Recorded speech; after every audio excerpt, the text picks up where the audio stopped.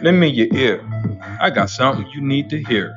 Turn the volume up so it's loud and clear. A podcast where we talk about politics and culture, unscripted, no limits. Like a 504 soldier, we're not pretenders, ain't no agendas. Our only plan is to keep it 100 and do it for the fam. Yeah. What up? What up? What up? What's going on? I'm 6 Mil, keeping it trill. It's your boy KG. Welcome to episode 38 of For the Fam podcast. This was a hard one, man. So I found somebody, right, earlier today. And I'm like, okay, yeah, whatever. And then I remembered where he played a lot of his professional ball. And I almost said, nope, we just won't have one. Because I'd be damned if I'm going to show love to somebody that played in Green Bay. Hold up. No, I didn't. Okay, thank you. No. I picked Mike Anderson. The running back, Mike Anderson? From Denver. That's not a bad choice. Rookie of the year. Yeah. Former Marine. Yeah. Was a stud, for sure. Absolutely. Also, isn't there like a safety on Baltimore that wears 38? Gosh, I don't know why I can't think of his name. Kyle somebody? Murphy or something like that wears 38? Or was it a few years ago that they had a bad safety that wore 38? He's probably not famous enough yet. Okay, all right. Cool enough. I mean, Mike Anderson probably not either, but choices are limited. Well, I picked him too because, man, rookie year, 27 years old when he started. Yeah. Left the military. Made it to the NFL. So yeah. But he had like those 2-3 good seasons, and then he kind of like fell off the map. At that time, he was 30. Yeah, no, true. And back in those days, you were washed up at playing that point. For Denver. Yeah, as much that's as all as Shanahan. Yeah, run, run. Coach is 2nd and 15. Run the ball. Yeah, it's 3rd and long. Run it. Yeah, and they get first downs on it. That's the crazy part. They'd actually convert those. So anyway, bro, what we getting into today? Today we're gonna talk about Congress and its failure to look after United States citizens as far as privacy and data sharing. All right, cool. So when I originally spoke about this with you earlier this week, and this is something that's been on my mind for a while, and I kept just pushing it to the back burner. But what we're going to focus on today is the problem with data brokers and the data collection, and how we wouldn't be in this situation that we're in had Congress just passed the bill a few years ago that would have prevented all of this data collection, all of this data brokerage. And now we're to the point where our information is just out there being peddled frequently, constantly, without our consent for the most part. What's crazy is that you need a warrant for certain things in this country. Sure. Actually, a lot of things in this country. Sure. A lot of things. Well, I want to subpoena, say there's a crime committed. Let's subpoena these cell phone records. Let's subpoena the data from the cell phone or from the truck. But when it comes to these cell phones, all I got to do is hit agree, and a warrant is not needed. No. So the police need a warrant. Correct. But Meta does not. Correct. It's wild. It is to me. It is, bro. And in a case of law enforcement, I would be more accepting of it. If you need this data for a homicide investigation. Exactly. Exactly. If you're trying to solve a murder of some sort, or a missing persons case, I totally agree with going in and getting someone's data, et cetera, to help solve a crime.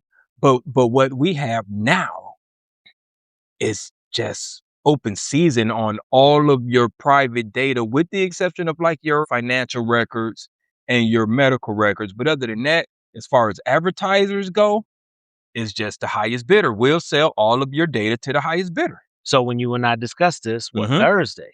What was it, an hour after we got off the phone? I sent you that screenshot. Yep. I pull up Facebook and they're talking to me about, have you visited NFL.com in the last 18 months? Right. Your data may have been compromised. Right. Like, Right. I've never seen that. Correct. And then as soon as we had that conversation, it pops up in the records. Yep. So let's get into some particulars. I mean, because we always have to be factual to some degree. We don't just want to talk from the book of opinions. So we're going to talk briefly about the American Privacy Rights Act, APRA, which was a bipartisan piece of legislation. Who killed it? The Republicans.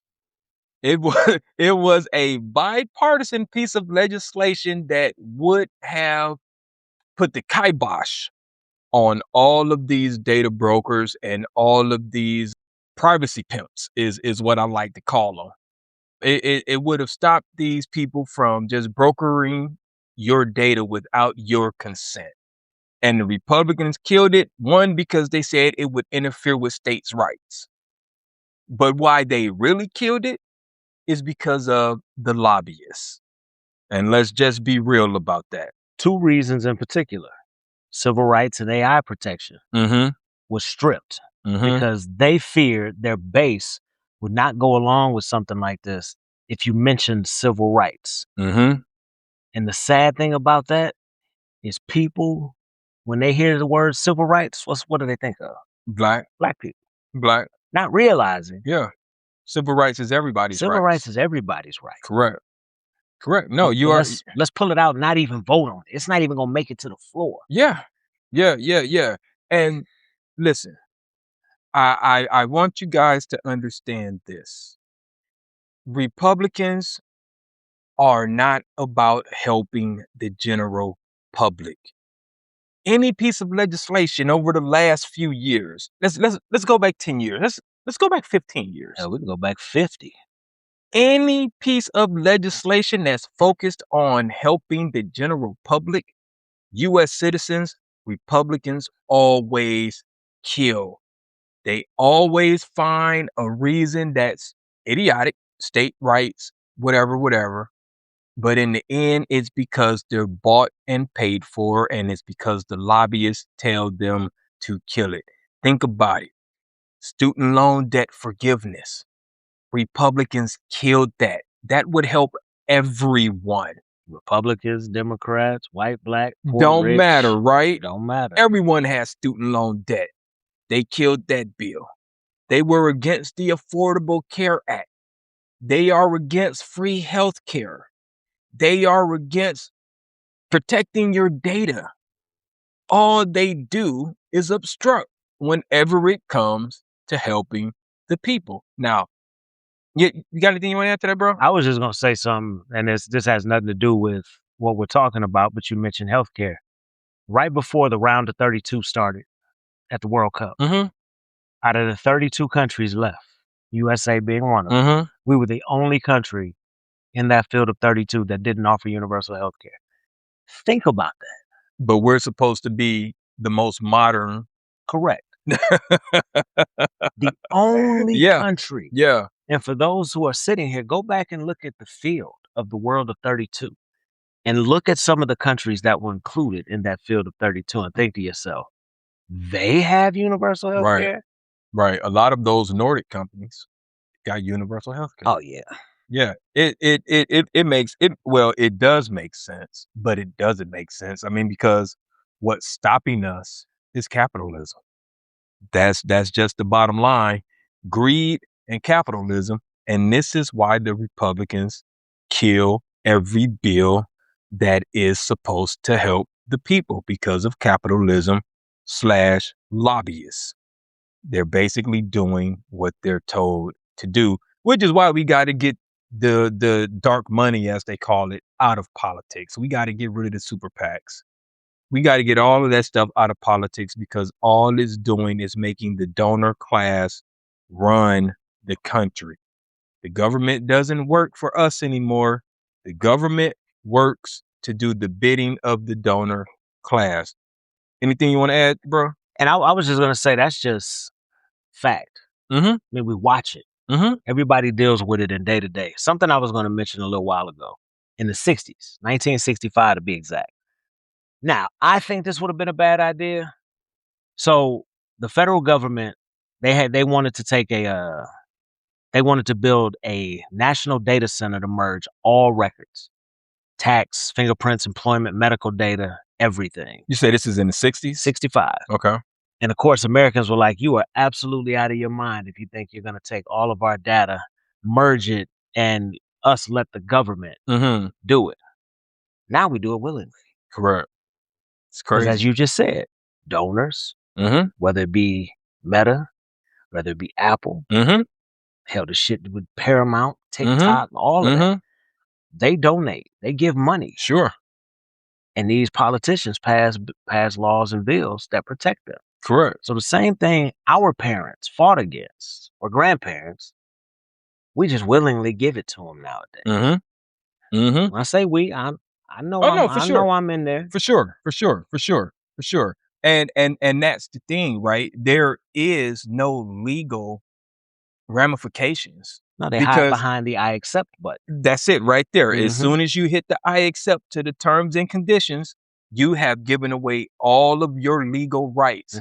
They, at that point, they have the right to distribute your data to anyone that they see fit. And there is there is something you can do about it, but we'll get to that in a second. Before we get to that, I want to talk about the Broadband Act that the Obama administration tried to get passed in 2017, and of course the Republicans killed it, and that sort of paved the way for what we have now with this lawlessness, this wild west of just like data consumption. But yeah, so what the Obama FCC rule was, it would have forced internet service providers to get explicit customer consent before tracking and selling web browsing history and geolocation to data advertisers. Like I was just saying, when they killed that in 2017, it paved the way for what we have right now. So I don't think people understand how data brokers operate. So if you pull up a website, the second you hit, whether you have allow location on or whatever the case may be, there are people behind the scenes bidding for your information, real time bidding to sell your information. So my question is this: what is the reasoning behind that? Why do you need to know that I pulled up and searched famous players that wore the number 38? Right. Why do you need that information? Right. It doesn't make any sense to me. It doesn't. But I think there is a psychological component as far as how we spend. Oh, well, yeah. Okay, I guess I know that part. Yeah, yes. absolutely. So from my perspective, it's all just, let me get all of this information about KG, and now I can stuff that he likes. I have a better idea of what he likes or what he doesn't like. So these are the advertisements I'm going to send his way, constantly bombarding you. Hey, spend some money on this. Hey, spend some money on that. So that's what I think it is. It's more of a pattern, so to speak. Checking your behavioral patterns and formulating a marketing strategy around that.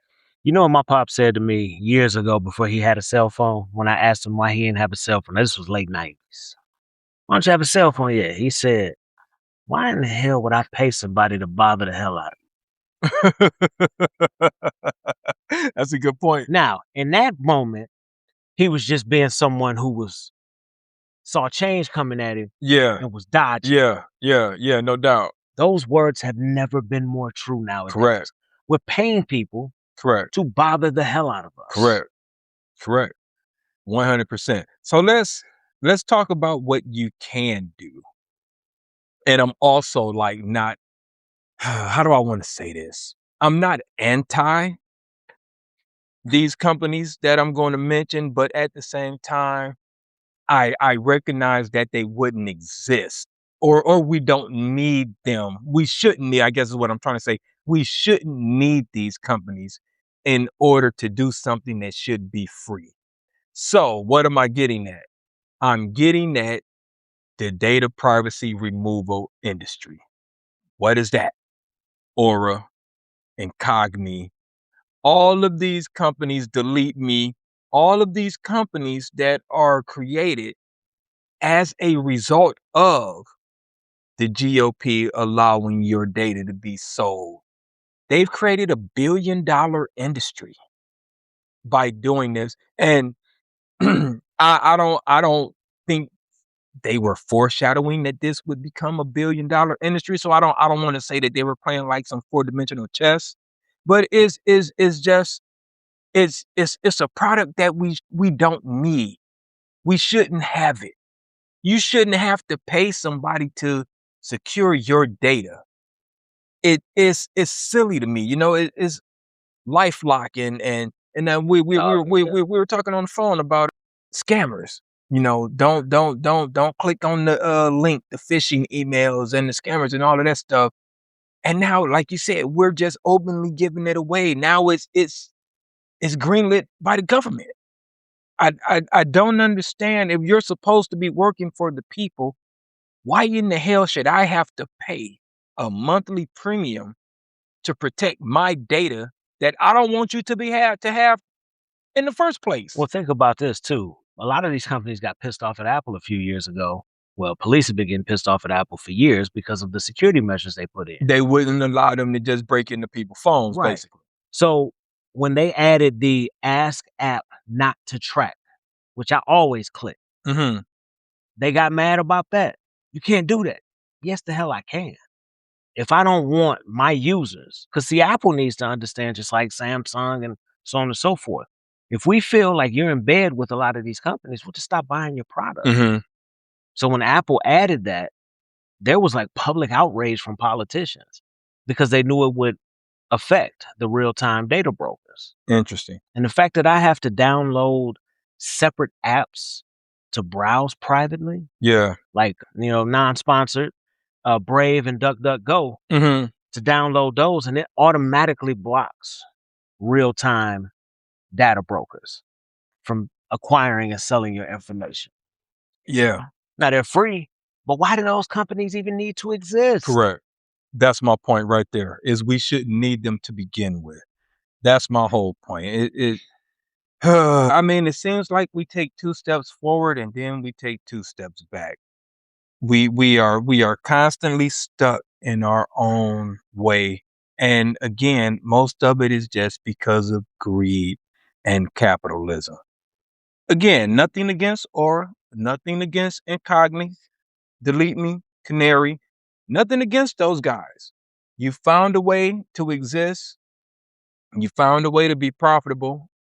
My issue is with the whole concept in general. Our data should be private. Regardless. Period. Yeah. We shouldn't have to pay you guys to protect what should be free. And again, sponsored by the government. Is this Russia? Is this North Korea? Jeez, oh Pete. You know what I'm saying? Everybody's talking about freedom. Freedom for who? Right. You know, this seems like it's anti-freedom to me. Just saying, just one of those things, bro. Anything you want to add to that? No, I think I got everything. Let me see. Well, no, that was Oh, my bad. the Secure Data Act. So that's currently in a gridlock. And it should be. Right. So Republicans are pushing to create a single unified national standard that basically completely wipes out state privacy laws. Completely gets rid of, which currently in Indiana, our Privacy Act just went into effect this year. You know when it was signed? 3 years ago. Interesting. Holcomb signed it immediately. Bipartisan. Holcomb was like, oh, yeah, cool. Boom. Just now went in. Now, I don't know the particulars of why, But I do know the particulars as of why, because of who we have in office right I was now. about to say, and he's going to take credit for it. Right. Over 20 states recently have had to pass their own laws because Congress just won't act. As a way to protect citizens Citizens. Correct. So these states were sitting back. Now, I wish I had the states because I guarantee you 3/4 of them are Well, Republicans. I know California is one. Oh, theirs is like, Yeah. you can opt out. And you see, Yeah. in New York City, he wants to add where people can opt out in New York City as well for like utilities. Like if you can pay right in the app,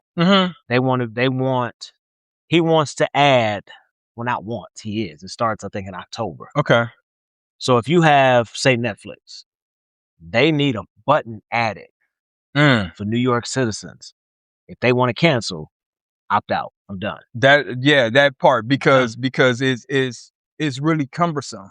Yeah. In order to, and by design, they've made it really cumbersome. It's really hard for you to go through, and you would have to do it for every single data broker. So you would spend an enormous amount of time trying to go through and tell all of these data brokers, I do not consent. I do not consent. I do not consent, which is why you have Incogni and Aura, because that's what they do basically. They go through and check all of your apps, et cetera, and basically click the non-consent for you, which of course they have bots doing it, but that's what you're paying that monthly subscription for, is for them to go through and tell all of the apps that you use frequently that you do not consent for them to sell your data. Which is just dumb. It's just wild. Man, you know how many emails I get a day, man? About 200. And I'm not exaggerating. And only about 3 of them mean anything to me. Advertisement. So I have to click, unsubscribe. Click, unsubscribe. And then sometimes it takes 2 to 3 weeks just for the unsubscribe to go through. Right. Yeah, it's nuts, bro. And you were talking about the TikTok terms and conditions and everything, bro. I'm not even on TikTok. I never have been. But when you were telling me how it took you a second to unsubscribe from TikTok, it took me days, because the first time I did it, kept telling me my password was wrong. I was like, no, it's not. I know it's not. I even went grab, which I'm looking at now, my iPad, logged in on my iPad, went right through, tried to delete it, typed in the same password's incorrect. And a couple of days later, I tried it again and finally was able to get it out. Nuts. But I was able to log in. Yeah. Then the second I tried to delete the account, it's like, oh no, your password is wrong. And that's by design. Yeah. They really don't want you to tell them you don't want them to sell your data.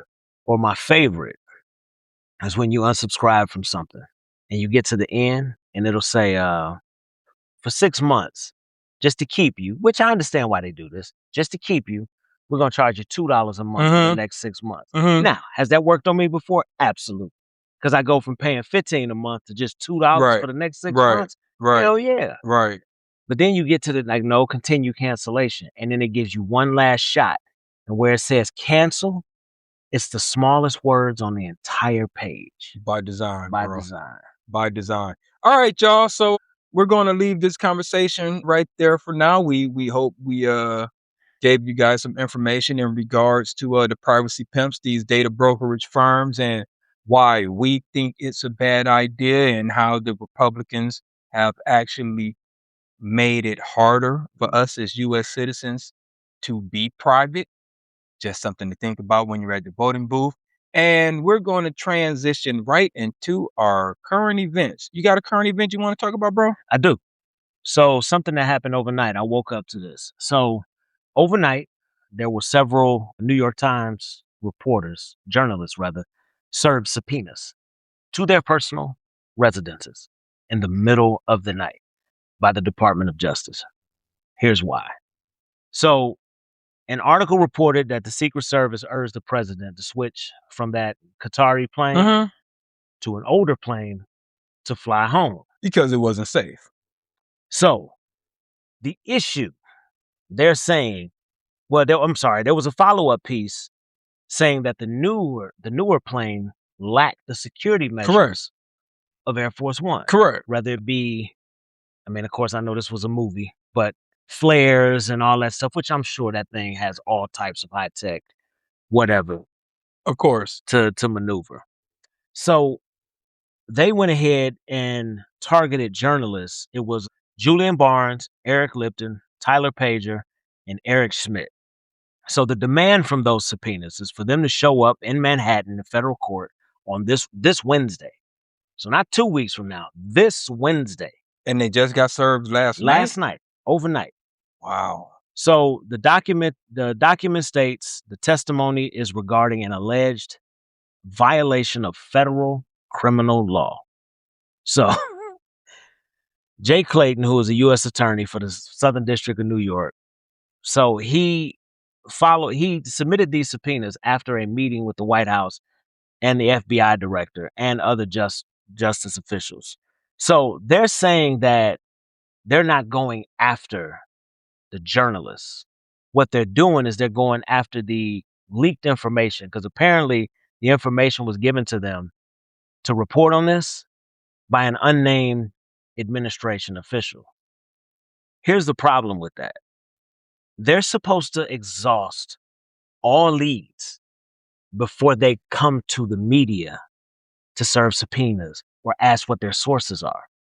That's been the standard between the United States government and journalists, forever. So instead of doing an investigation, they have immediately subpoenaed the journalists to try to get them to tell who their sources are. And you know as well as I do, in this administration, they'll try to throw all 4 of those journalists in jail. A few things. I am not a lawyer, but I thought there was like a time limit that you had to give someone in order to allow them to prepare a defense. Well, this is just a hearing. This is just sit down. We're going to ask you some questions.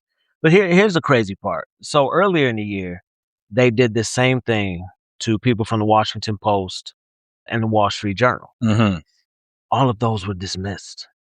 Okay. As being silly as hell. So what the hell are you doing it again? The other thing is, you can't force a journalist to give out their source, right? No.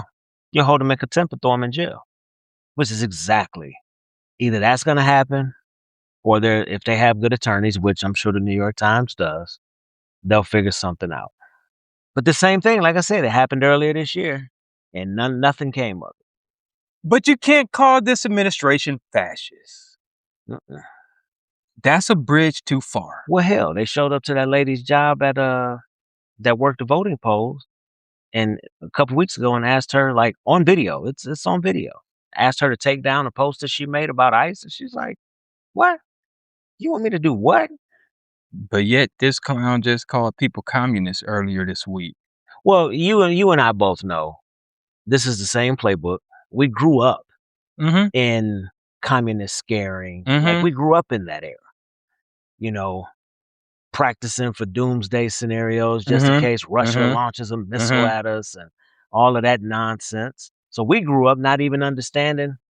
Somebody said the word communism. We immediately was like, oh, no, that's bad. Without even knowing what the hell it was. Socialism. Oh, that's bad. Without even knowing what the hell it was. Facts. I mean, I don't know. I just feel like he's running Putin's playbook. I feel like we are slowly becoming Russia. Think about the oligarchs. They got all the money. They got all the wealth. Just like Russia. Putin and his boys got all the money. Everyone else is poor. He has total control of the media. Can't say anything that he doesn't like. The only thing missing is people getting poisoned, which may be coming. I'm just saying.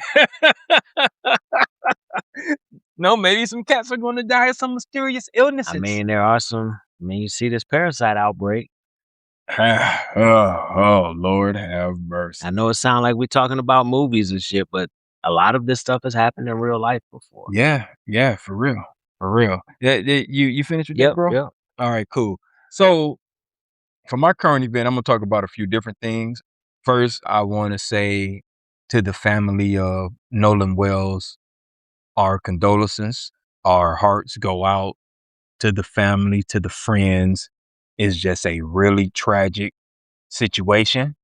I will not discuss any particulars at this time. I do not have enough information to be able to speak intelligently or to form an opinion one way or the other. So I just want to say condolences. Sorry. Apparently this kid had a bright future or was going to have a bright future, and now he doesn't. I also want to give my condolences to Lorenzo Araujo, the Mexican national that was killed by ICE down in Texas. Again, I won't speak about the case because it is an ongoing investigation and I don't have enough particulars. So I just want to say at this time, my condolences. As more information comes out, then I guess I'll be able to make a more informed decision in regards to both cases. But for now, I just want to give a heartfelt condolences to both of those families. What I do want to talk about in detail, and I do want to offer my opinion, I want to talk about the Patriot Front, the masked idiots. Say it one more time. Masked idiots. There we go. Who marched through Washington on July 4th, 2026. The idiots who didn't know how to work the turnstile to get on the train. Yeah, that was funny. Freaking idiots. Here's what I want to talk about with these guys. First, if you're so proud, if you think your cause is so righteous, what's the mask for? Why do you need to conceal your identity? If you're not ashamed of what you're doing, why conceal your identity? One, because you know that you're a racist piece of shit. But two, because a lot of these guys may already have government jobs. Mm-hmm. A lot of these guys may already have high profile jobs. They may be executives somewhere in a company that, will gladly take your money. And then as soon as you walk out, call you a derogatory racial slur. The Supreme Court, just this year alone, has made several judgments, several decisions, basically saying we are in a post-racial society. How can you look at these jackasses and say that we are in a post-racial society? How can you justify any of your rulings as we've made so much progress? How? Where? When? Because from my viewpoint, these guys are nothing but the New Age Klan. They just changed uniforms. That's all they did was update it. Instead of white hoods, they got white ski masks. And khakis. But they're just a Klan. Like they're about to get up, pull their masks off and go work at Target. Thank you. Would anyone be surprised if these idiots showed up in front of someone's house and burned a cross? No, but the difference is you get mowed down. Well, there's that. There's definitely that. But it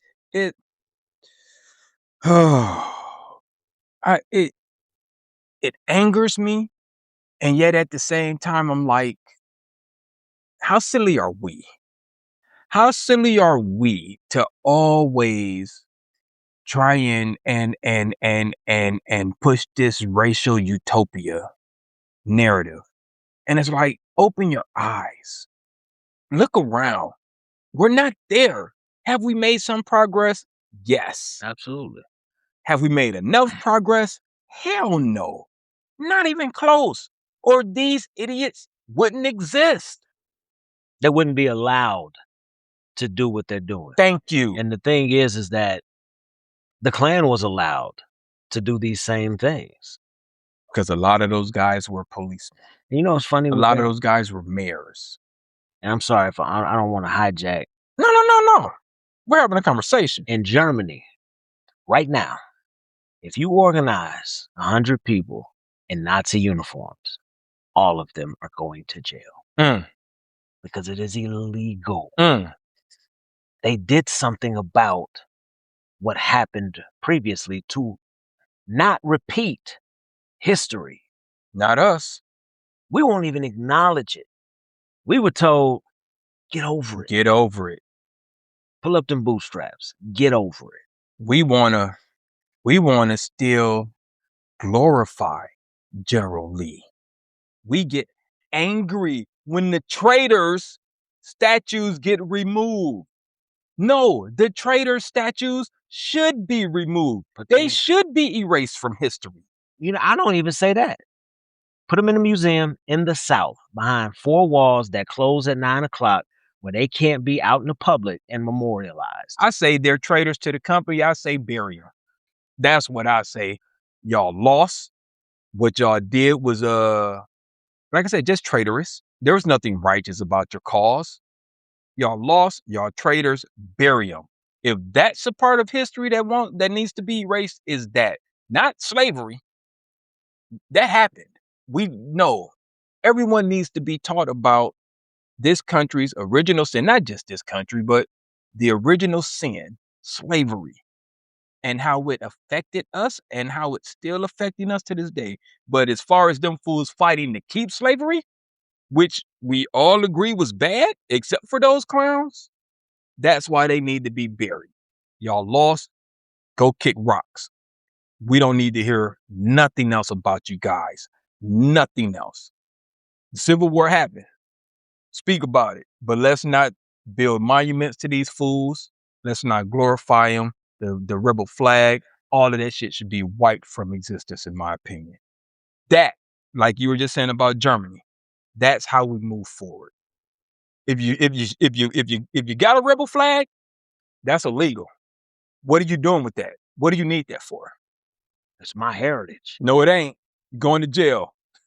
That's what needs to happen. The same way you say Germany is treating these Watch fools. how fast the First Amendment becomes their best friend. You know it. First Amendment, freedom of speech. It's my right. Well, you know what, though? The last 10, 15 years, you've seen it so much where people are being arrested. I could do that. Yeah, you can. But there's consequences. But there's a consequence. Mm-hmm. I could punch you in the face. But there's a consequence. But there's a consequence. Right. And I could be completely justified. The police officer could see it and go, you deserved it. But that cop then has to go, the consequence is you going to jail for punching a man in front of me. Right. Do you want to press charges, sir? Yes, I do. You're going to jail. Yep. I have to accept Yep. that I freely swung my left hand and hit you. Yep. So my rights weren't violated 100%. at all. 100%. 100%. I don't know, bro. It's one, I feel like they shouldn't have been allowed to even ride public transit. No. Walk. Exactly. Because I feel like just their very presence, even though they're clowns, their very presence was a threat to everyone else on that train. So I think they shouldn't have been allowed to even ride public transit. And not only that, if you guys do ride, take those masks off. Okay, y'all can ride. We'll drop y'all off, but each and every last one of y'all have to remove your mask. Because if these were black people who tried to board that train with masks on, they would have been like, hell no. And they probably would have called the police on them. If we call it shiesties here in America now for whatever dumbass reason, but if you walk on a public transit with a balaclava on, you have to take it off. Take it off. Simple. I see gas stations now that say no hoods, no masks. Simple. Just take the mask off. Simple. Because if you come here with a mask on, you're up to something. Is this dude coming here to rob me? Exactly. I don't know. That's my I already got my hand on the strap. Is this for dude sure. coming to rob me? For sure. That's my current event, bro. Anything you want to add to that? Mm-mm. All right, cool. We're going to transition right into our rant about a random topic. You got to work this week? Mm-hmm. Go ahead, brother. So I want to talk about 3 things: Nigeria, the World Bank, and the IMF. Okay. So I'm not sure if you've been paying attention to this. So Nigeria is basically, they've started refining their own oil out of their refinery. I don't want to butcher the name, Dangote Refinery. Rather than shipping it out to us and then us selling it back to them at a marked up rate, they have decided to do it themselves. Smart. So the IMF and the World Bank, obviously, are pissed off about it. Here's the problem. outside of slavery, how did we get rich? This country. What did we do? I'll tell you. We blocked competition. We used our own materials, minerals, resources to build ourselves up until we were strong enough to dominate the global market. Then we started screaming all that free competition bullshit. Because what Nigeria is doing is the same way throughout the 19th century that the United States made its money, other than slavery. We kept every foreign entity out, and we used our own resources to make ourselves rich. But the second an African nation wants to do the exact same thing, the World Bank and the IMF steps in. So now the World Bank in this situation could start denying loans. They could not give them any money. So now they can't, have the upkeep on their refineries or anything of that nature. So this reminded me of, just to show you the mindset of the people that Nigeria has to deal with. We live in a country where there have been several times people have built systems on the side of their homes off the grid to collect rainwater and use. You know what we've done? We've prosecuted them. Because water falling in the county belongs to the county. It doesn't belong to you. Put a rainwater contraption on your house tomorrow. Sheriff will be knocking on your door by next weekend, telling you that it is illegal for you to save and collect your own rainwater. Interesting. These people would literally send you an invoice for air if they could. Once a month, $30 a month for breathing air. So this is the type of stuff that Nigeria has to deal with. Because let's be honest, we control the World Bank. It should be called the United States Bank. So at the end of the day, it's not about, the free markets. It's basically who gets to hold the leash. And one thing that I'm all for is Nigeria giving the World Bank, the IMF, and the United States the middle finger and using their own damn resources. But mark my words, give it about 6 months. They'll cave because they won't have any money to keep it up. But isn't that what all nations supposed to do? But it's an argument about free markets, free world markets.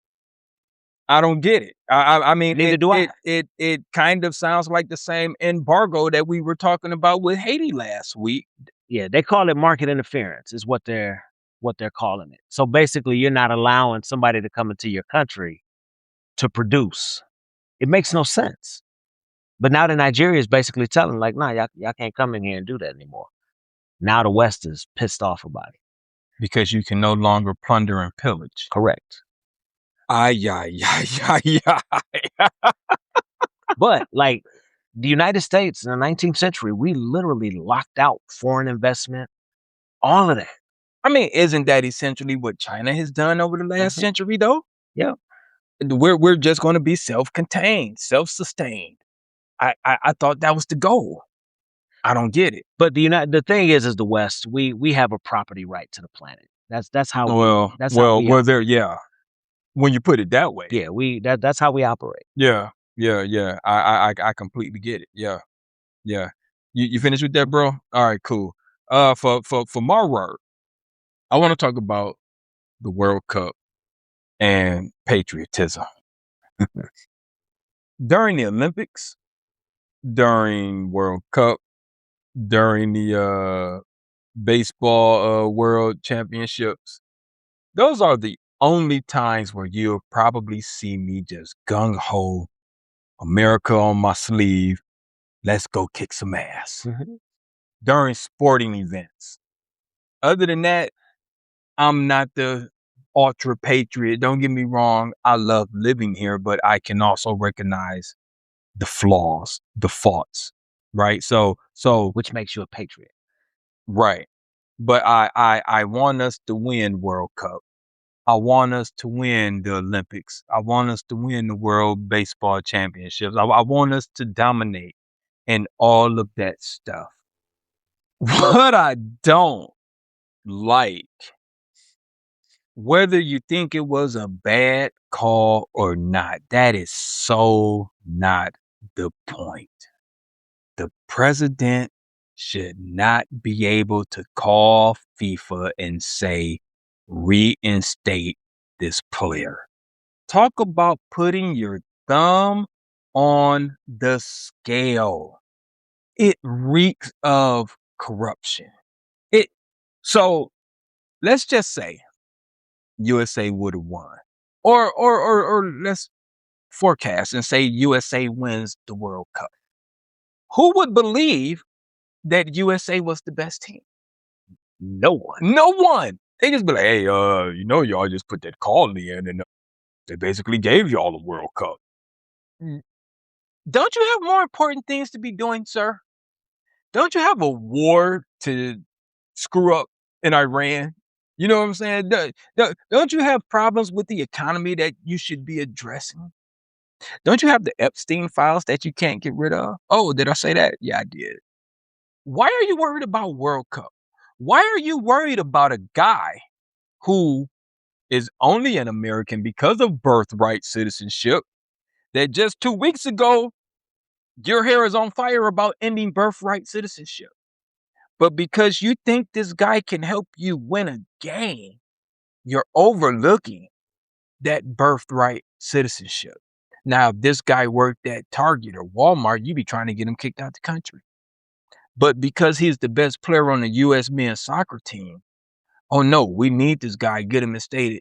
Look, the fool said, I don't even watch soccer. I didn't even watch the game, but I think it was a bad call. Wait, what?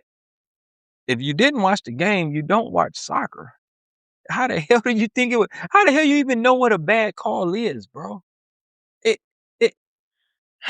we've lost all credibility throughout the world because of this guy. I was saying last week that he is a stain. He is so a stain on America. This would be like the whole doping thing that happened in the Olympics with the ice skaters a few years ago, and everyone said it was they cheated, or what was it, the dance competition? The ice skaters, like the dance, and they were saying like Russia, put their thumb on the scale. It's the exact same thing. Yeah. Again, y'all, the hypocrisy knows no bounds. No bounds. But let me backtrack on something real quick. Because while you're out here calling the head of FIFA and saying reinstate this player, and I want you guys to remember all of this shit happened this week. Also unheard of. Unheard of. To reverse a red card. Unheard of. But you have not acknowledged the new clan Patriot Front idiots. You haven't said anything about these dudes marching on your 250th celebration. You haven't said anything about that. You act like that shit didn't even happen. And not you or the GOP has really said anything to condemn these guys. But you're worried about FIFA and World Cup because you just want to be seen as victorious. And not only that, I think you want to just show that you got that much power. You got that much influence that I can call and get this guy red card reversed. And like you said, it's unheard of. It's never happened before. Like, again, the hypocrisy knows no bounds with these guys. So I want to add something. It's still in the sports realm, different sport though.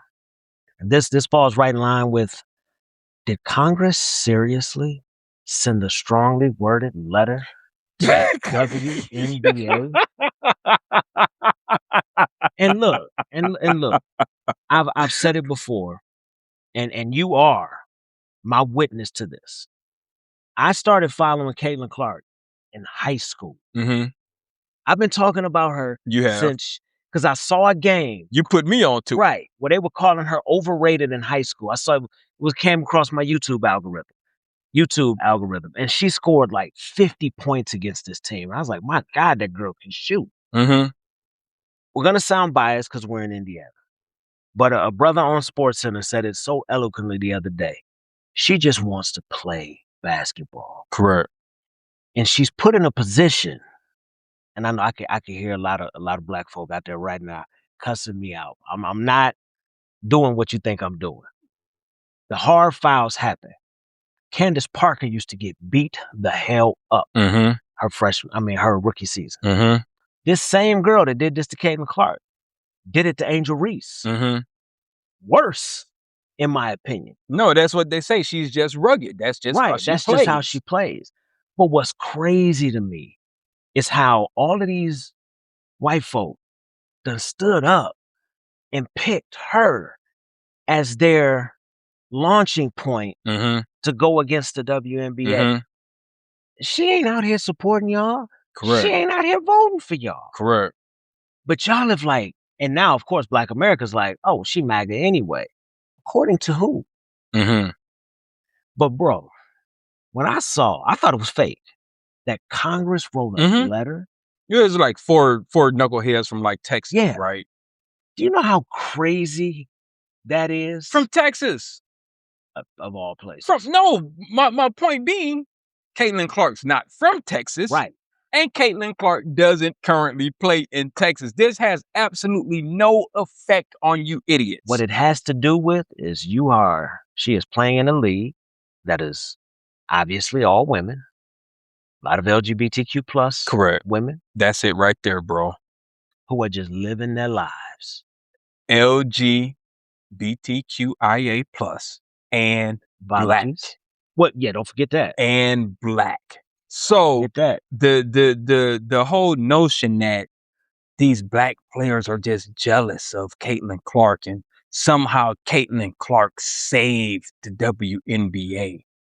Meanwhile, she ain't said shit. She just want to play basketball. No, true. But the WNBA has been gaining popularity. Oh, like crazy. Yeah, over 6 years. Exactly. Man. With or without her, the WNBA has been gaining popularity.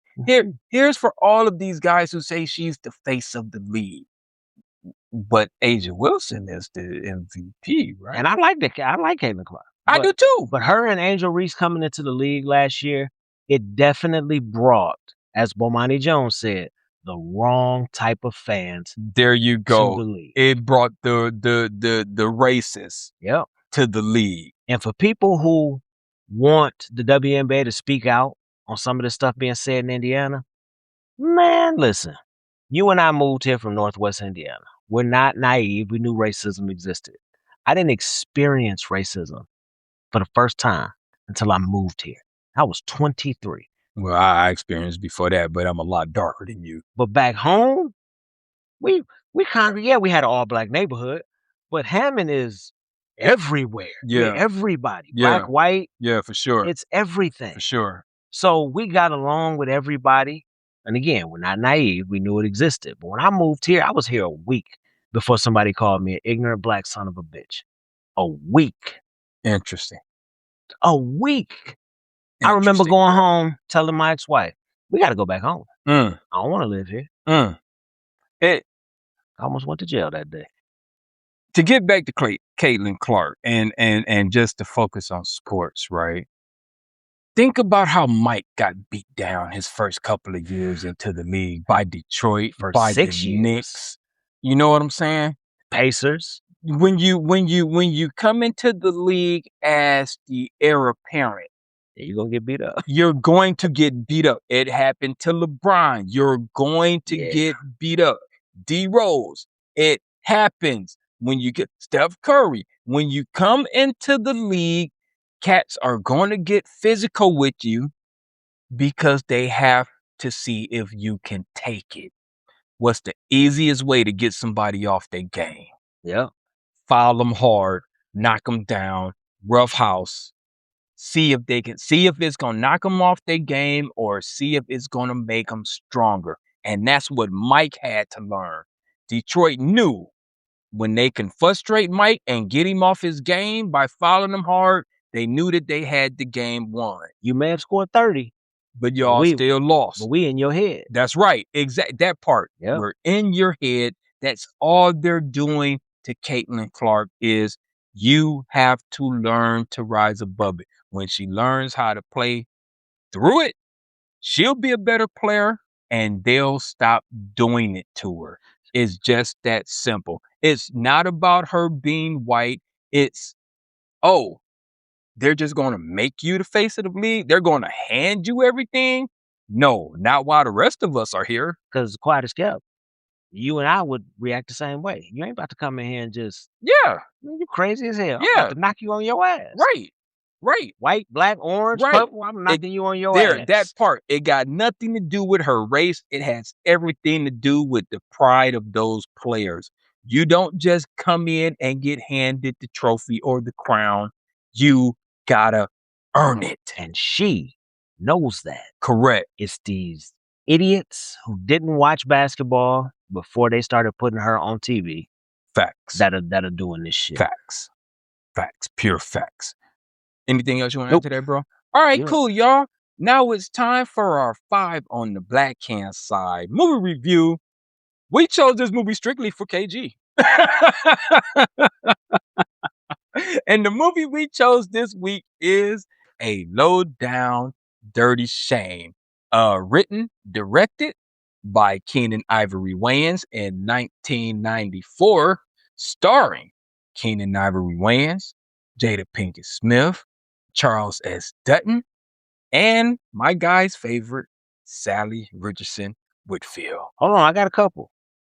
Corin Hawkins. Who's that? Wayman. Man! But here's why I mentioned it. I didn't know this until I rewatched this morning too. I didn't know that he had passed. He died of AIDS right before the movie came out. Oh, no shit. Okay, I'm sorry, bro. Yeah. My condolences. I'm sorry for dissing you 2 seconds ago. You can't even let me have that. God, look, I'm looking at y'all. God, please give us a pass. Please give me a pass. Saturday, July 11th at 7:15 p.m. Oh my, that's so not funny. My condolences. I'm sorry to his family. I do apologize. But when I was watching it, the first thing I thought was, because his character was funny to me, and I thought, what else has he been in? Because he was around the time of my man from Revenge of the Nerds. Oh yeah. So that was around the same. Well, not necessarily. But yeah, it's a few years later, but I get it. Yeah, I get it. So we're gonna do a brief synopsis. So Shane, played by Keenan Ivory Wayans. By the way, you know what his first name is in the movie? No, I don't actually. It's because they never say it, and even in the credits, it just says Shane. His name is Andre Shame. Really? Yes. How in the hell did you find that out? Doing a little bit of looking. I was like, I said, what is Shame's first name in this movie? And it popped up, Andre. Okay. Like, no shit. Okay, cool. So he is a disgraced, down on his luck, ex-LAPD detective turned private eye. Years earlier, a botched drug raid left his career in tatters, and the ruthless drug lord behind it, Ernesto Mendoza, played by Andrew Divoff, supposedly dead. So Shame is scraping by with the help of his loudmouth, fiercely loyal, and secretly smitten assistant, Peaches, which is played by Jada Pinkett. Things get wild when Shame's old partner, DEA agent Sonny Rothmiller, which, by the way, is a great character in this movie. Okay. Shows up with shocking news. Mendoza's alive. He's had surgery. Shame's stunning ex-girlfriend, Miss Sally Richardson, named Angela, which, by the way, they only mention her as Angela. Her last name is Flowers. Angela Flowers. Angela Flowers. Okay. Which they never mention in a damn movie. Okay. She stole $20 million of Mendoza's money. Shame gets sucked into a web of double crosses, old flames, massive shootouts to clear his name and survive. I feel like this was a 1990s version of a Shaft movie. Well, it paid homage. That's yeah. I'm like, well, this is nothing but his homage to Shaft. But it actually wasn't. Because Hawk. His character was based on Hawk from Spencer for Hire. Well, he most certainly looked like him towards the end of the movie. Yeah. Really? So, yes, it paid homage to Shaft, obviously. Especially when he shaved his head and got on right. He looked like Shaft. But his persona, the way he carried himself, was based after Hawk. Which was, by the way, I used to love that show. I didn't know that, bro. Spencer for Hire, yep. That's interesting. Who's also from GI. Yes. Yes. God rest his soul. Indeed. Oh wow. No, I did not know that it was based on that character.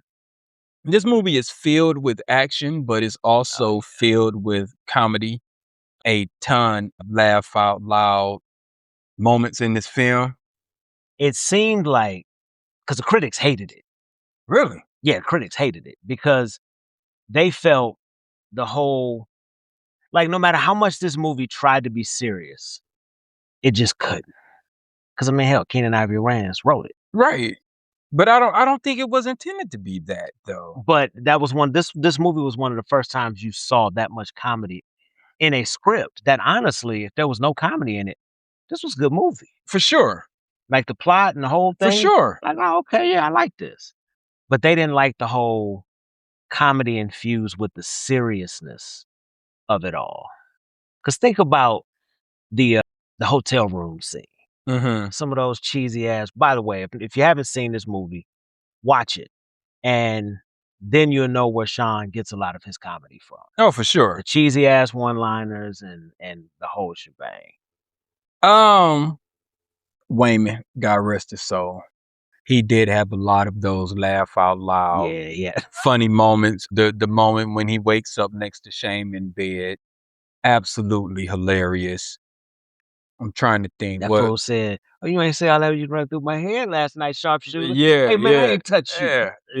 yeah. Which would have been my reaction also. Like, Well, he hey, got mad. Man, I ain't touch you. hey, like you want to fight? That also would have been my reaction. Yeah, I'd have totally been like ready to throw hands with that dude. I love the James Brown, the dogs. You know, make the dogs say ooh ooh, and the dogs all nodded their heads. That's a classic. Oh, I love you, Peaches. Yeah, that's a classic scene. When he dumped the trash on him right after, and the old boys was like, Montana. Yeah, Man, I lost it. Even still, I was in the back. I was dying laughing watching that this morning. Yeah, when he led old boy to the Klan rally or the Nazi rally, that was hilarious. He walks out on stage with that cigar just as cool as can be. They beat his ass. Hey, them white boys whooped his. But how you gonna come under the curtain? Hey, any of you guys know where they are?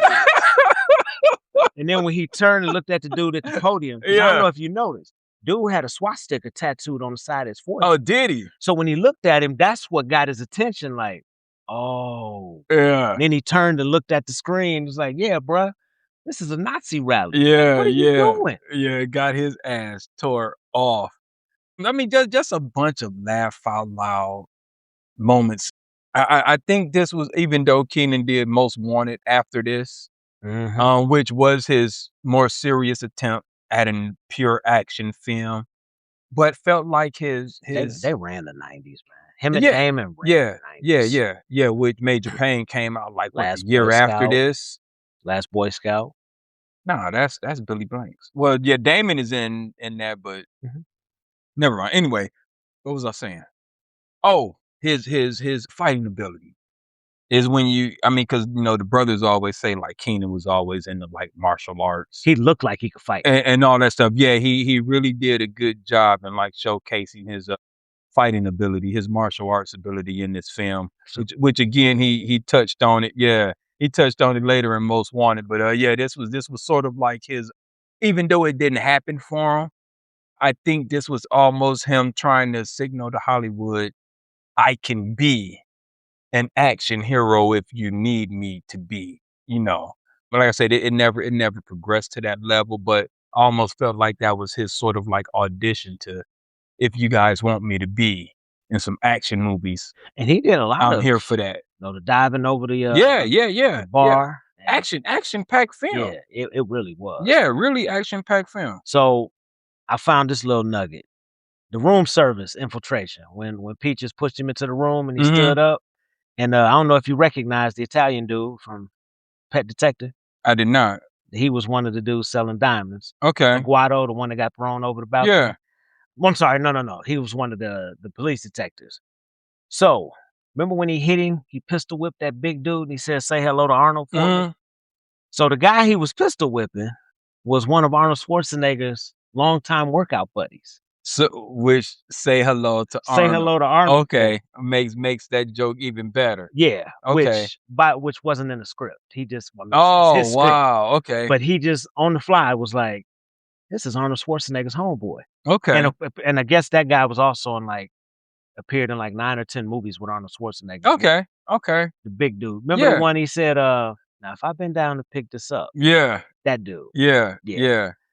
And like, are you going to try and kick me? And he was like, you bet your ass I am. Hey, when they put that slow motion when he brought that chop to old boy's neck. And old boy looking at him like, stupid, I can't believe you just said that. Yep. Yeah. 2 scenes that was really funny to me. One involving Charles Dutton.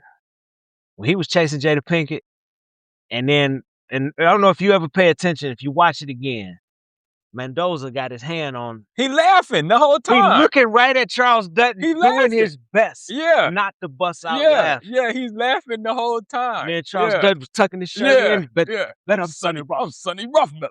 Yeah, dude is laughing the entire freaking time. When Jada Pinkett punched that dude from the soap opera, laid his ass out. The beginning, when she was on the phone. She talking to Kim Wayans. Yeah. Completely forgot. PJ. Yeah, for sure. But Kim Wayans, remember, she thought she won that $10,000. Oh my. She said, maybe you could go down to Picket Spin. And get yourself a hat, a coat, and a matching pants to match. And still have mad money to spare. Yeah. What's some other? I don't think, and this is the TV part of it, when he was shooting the tennis balls out of the. Oh, yeah. I'm like, there's no propeller in that can that would cause those tennis balls to eject. I'm just like that. There has to be a firing mechanism. Right. I'm like, come on, bro. They would not just propel because you pour some lighter fluid in there, and like honestly, you wouldn't even have been able to hold that joker. But what sporting goods store got 100 cans of fuel? Good point. I understand that's a camping slab. They had propane. Good point. They had about 12 propane tanks in there. Good point. And they're in the middle of the mall doing all of this. Where's the mall security guard? Well, he beat the hell out of that one dude, and he said, all clear, and then he immediately. Oh, yeah, that's true. Mendoza's supposed to be dead, right? Yeah. How does he own Palisades Mall? How is he in the nightclub chilling? Well, the facial reconstruction. My favorite part about the nightclub, though. Take one more move and I kill her. What do I care? She wouldn't give me her number. 555-6969. Yeah. You say, I like Chinese. Right, yeah. I'm a Scorpio. I like Chinese food. But even a scene like that, which is supposed to be serious. Yeah. The comedy just comes out. My gripes, you can tell this was early Jada Pinkett. Mm-hmm. Because, and I understand even if it's in the script, like the talking to yourself, it wasn't the natural that you would. She was definitely overacting in a few of those scenes. My God. Yeah. When he was talking about her outfit. Yeah. Dog, that shit was funny. Right before she punched Chad. Yeah. So when he woke up next to Wayman, if you pay attention to her when she's standing at this stove, dude, she's laughing the entire time. No, when she ran in the room, like, okay. Yeah. Okay. She was laughing. That fool woke up, pulled 2 deaths on that fool. Yeah. But yeah, she's standing there. He's reading that newspaper, and she's standing at this stove. She's laughing. No, she's sitting down reading the newspaper. Yeah, laughing the entire time. Just like, oh, wow. But still a good movie. So now are you going to talk about your girl? Or you don't want to? So here's one thing we're rewatching it. Now, this movie, like man, that, which by the way, she's a director now. Mm-hmm. I didn't realize that she was she was just nominated for some Emmys. Yeah. She's been directing a lot of stuff. She directed the Magic Johnson show. Yes. That was well, they couldn't call it Showtime, Winning Time. Yeah. Yeah, that was actually her show. So I Googled it and saw, I was like, oh wow. She's been busy.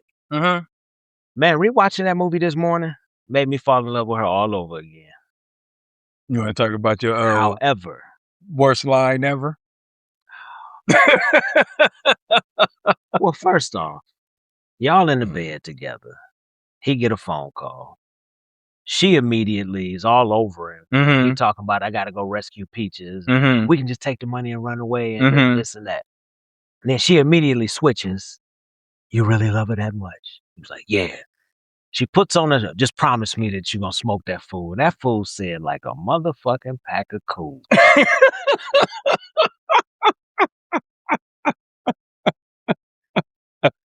He thought that line was hard, bro. Man. You know, when he wrote that, He's like, he was like, yeah. That's it. Yeah. People in the theater going to stand up and clap at this one. Watch how I nail this. He probably in the mirror practicing how to say it and everything. I do have a question, though. What's his obsession with the Postal Service?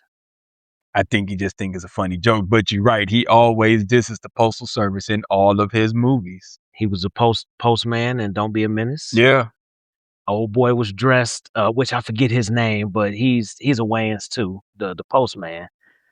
And the one that had Jerry curl? Yeah. That's a Wayans? Yeah, he's one of their uncles or cousins. Oh, really? When he said, I just got fired from the post office, I Yeah. can snap and shoot everybody or something. Yeah. And when he said that line, and I knew the line was coming, but I thought to myself, this fool was always talking about the post office. Even in I'ma Get You Sucker. Hell, Hollywood Shuffle. There's always work at the post office. And that's the commercial that he did at the end of Hollywood Shuffle was for the post office. Yep. Yeah. But yeah, even in I'ma Get You Sucker. Oh, yeah. What he talking about? They went down to the post office to protest. And they were hiring, so all of them got jobs. Yeah. Yeah. Yeah. I forgot about that shit. You're right, bro. I've never even, until you said that, yeah, I think he does have an obsession with the post office. And I wonder if a family member of his, maybe his father, maybe his grandfather. Somebody works for the post office or something. Yeah. Yeah. It definitely resonates now that you said that. What was the total box office gross on this? It was, because I think the budget was $10 million. Mm-hmm. Hold on. Because I think it did well. Yeah, I think it did like 29.4 domestically. I don't have any. Oh, they're okay. So at least it made his money back and basically doubled it. Mm-hmm. Okay. All right. Cool. So by all intents and purposes, and a successful movie. And it was released right before Thanksgiving that year. Mm-hmm. And what, like I was saying, Major Payne came out like a year later, I think. I went and saw it. I was in Lansing. Oh, no, so did I. Yeah, for sure. For sure. Yeah. All right, I guess it's time to rate this thing. I'm gonna go 4 high fives on the Black Hand side for a low down dirty shame. Again, I think it aged well. Mm-hmm. I think the jokes still hit. It's just a good movie. The action is good with the exception of a few far-fetched scenes, but the action is still pretty good. So I think it aged well. It's something that you can watch and just go, okay, I get it. So I'm gonna do the same. 4. There are a few scenes after watching it, still being fresh, that you can't say certain things today. Oh, without a doubt. Sure. But it weren't many. Right. It was only like maybe 3 or 4 where you were like, whoa. Yeah. What'd he say? Yeah. Yeah. One in particular, I can't remember off the top of my head. I can, but I'm not gonna say it. Yeah. I love when he was talking to Chris Spencer about that was hilarious, bro. That's where the overacting got me. From Chris Spencer? Yeah, come on, Bojangles. Hey, man, what's up with these tickets? What? Gary Coleman is Mr. Bojangles. Man, we just completely skipped. Look up in the sky. It's a bird. It's a plane. It's a 50-year-old Puerto Rican. Sure did. Like, yeah. When he had everybody clapping. Yeah. Which reminds me, the diamond seller was in Pet Detective. That scene mirrors Ace Ventura, Pet Detective. Really? Think about it. He went in, talked to Chris Spencer. Mm-hmm. Ace went in, talked to Tone Loc. Step out. Commissioner steps out. What the hell is he doing here? Interesting. Keenen Ivory Wayans, Jim Carrey. Yeah. Obviously. Yeah, for sure. He loves Keenen Ivory Wayans to this day. For sure. Now, what year did Pet Detective come out? Because I can't remember. Ooh, I want to say 94, bro. Yeah. Because if it was after, I would have to say they stole that scene. I mean, I'm sure with Keenan Ivory Wayans' blessing, that they stole Yeah. that scene. Yeah. Or vice versa. Maybe Yeah. Keenan Ivory Wayans saw it and was like, I think I'm gonna add a scene like that. Yeah. Interesting. Private Yeah. Eye, Yeah. Private Eye. Yeah. Beautiful sidekick, Courtney Cox before the plastic surgery, Jada Pinkett. Oh, wow. Mm. Mm. Hey, I got an idea for a movie. I'm gonna be a detective. I'm gonna be a pet detective. Interesting, bro. Which could stem from In Living Color as well. Because remember, Yeah. they had Head Detective Yeah. where Damon Wayans was just the head with the feet and the Yeah. hands. Yeah. And Keenan Ivory Wayans was his partner. That's so interesting, And bro. Jim Carrey was the villain. Yeah. A collaboration without actually collaborating. Yeah. That's interesting, bro. That's a good take. I like that. Which none of that came across my mind until literally just now. I was like, well, wait a minute. You had the detective from Pet Detective Yeah. in A Low Down Dirty Shame. Yeah. You got a scene in a hotel room in both movies. Of course, one was murder and the other one was Right. diamond. Right. You know, there was murder in there too. But Interesting, bro. yeah. That's a good that's a good take. All right, y'all. That's our black on oh my god. That's our 5 on the Black on black the five hand Yeah. side. Yeah. That's our 5 on the black hand side. Remember review A Low Down Dirty Shame. Again, we rated this thing pretty high. Go check it out when you get a chance. I think you'll enjoy it. And now it's time for our closing monologue. My brother, the floor is yours. All right. So we've spent better part of the last 2 years talking about TikTok, so on and so forth. Mm-hmm. So I want to talk about tech accountability or the lack of it. Okay. I stumbled upon something in the fine print thanks to a young lady on Instagram and her video she made the other day. So it's concerning Waze and Google. So Google purchased Waze back in 2017. And you think that when they purchased it, you'd be dealing with a massive tech giant from Mountain View, California. But have you ever actually looked at the terms of service? Which you know because you and I have had this conversation. Correct. Now, for those listening, this is under the legal jurisdiction section. If you get into a dispute, app glitches, sends you down a dangerous path, maybe you accidentally turn into a river, or your data is stolen and compromised, you would think that you could just sue Google and or Waze in an American court. You would then be wrong. Mm. The fine print explicitly states that any and all disputes are governed strictly by the laws of the state of, drumroll, Israel. Mm. The laws govern using the Waze app is done through Israel. And you have to fly to Tel Aviv and their district courts to even get a hearing. Mm. You can't file paperwork from the United States. You have to go to Tel Aviv. So Google, a multi-billion-dollar American conglomerate, is actively shielding one of its biggest consumer apps behind a foreign legal system. Why would they do this?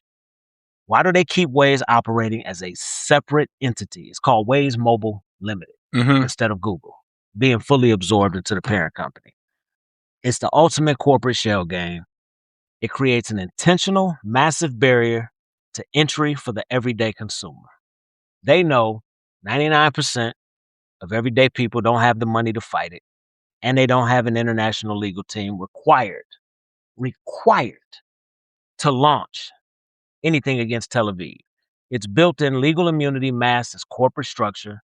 They get to reap all the benefits of your data, your driving habits, and your location tracking right here at home.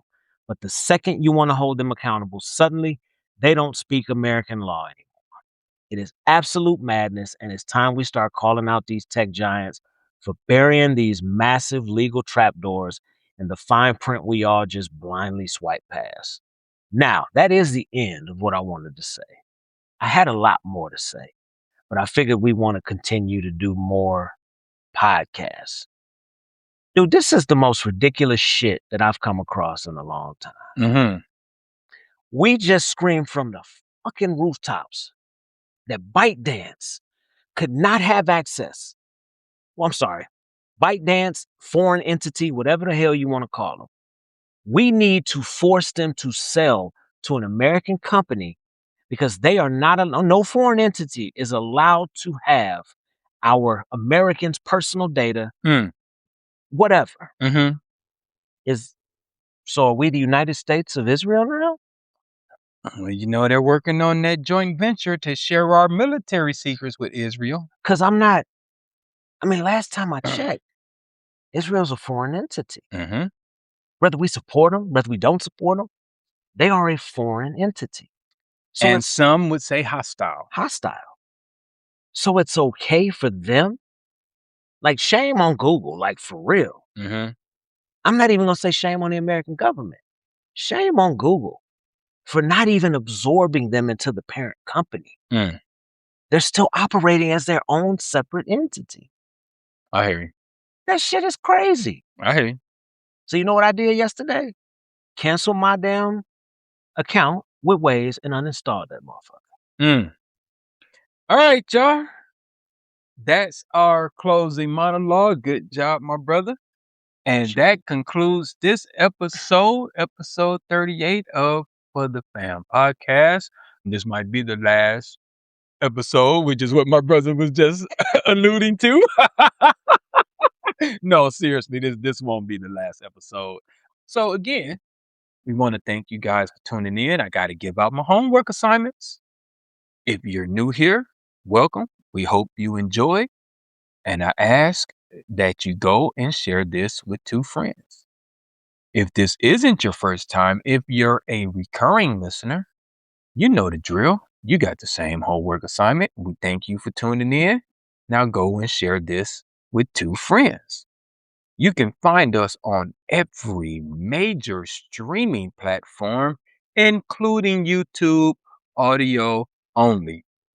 So give us a like, give us a share, give us a subscribe, get at us in the comments, all the things you already know how to do. With that being said, I'm going to leave it there for now. I'm 6 Mil, keeping it trill. It's your boy KG. And we'll holler at y'all next time. Peace.